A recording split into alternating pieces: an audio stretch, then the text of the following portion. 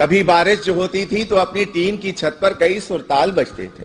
بڑے کمرے کے بیچوں بیچ ہم برتن بھی رکھتے تھے کہ ان سوراخوں سے جن سے صبح سورج چمکتا تھا کبھی بارش جو ہوتی تھی تو پانی بھی ٹپکتا تھا. نئے ہمسائے کی بیٹی ہمارے گھر میں آتی تھی. نئے ہمسائے کی بیٹی ہمارے گھر میں آتی تھی, ہماری بہنوں کے سنگ بیسنی روٹی پکاتی تھی. مزہ بارش کا ہم کو جو پرانے گھر میں آتا تھا ابھی تک یاد آتا ہے. اگرچہ لو بھی چلتی تھی, فضا بھی گرم ہوتی تھی. اگرچہ لو بھی چلتی تھی, فضا بھی گرم ہوتی تھی, اور ایسا حبس ہوتا تھا کہ مانو دم نکل جائے. تو ایسے میں ہم اپنے دوست کو ستو پلاتے تھے. اگر ہو جیب میں پیسے تو پھر قلفی بھی کھاتے تھے. کبھی ایسا بھی ہوتا تھا کہ دسترخوان بچتا تھا تو دسترخوان کے کونے پر رکھی بالٹی میں آم ہوتے تھے. کبھی ایک دو, کبھی دو چار اپنے نام ہوتے تھے.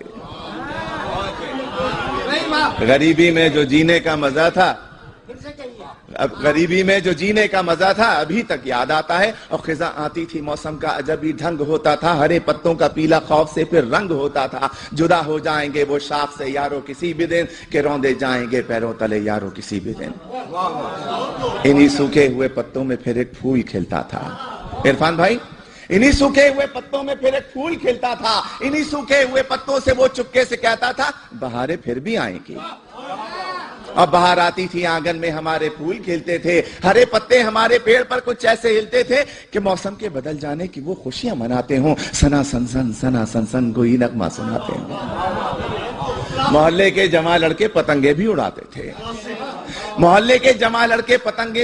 تھے. کہیں دم چھلا اڑتی تھی, کہیں گڈے لڑاتے تھے. اور کبھی تو جانے بوجھے ایک مکان کی چھت پہ ہم یارو کسی کو دیکھ کر اپنی پتنگیں بھی گراتے تھے.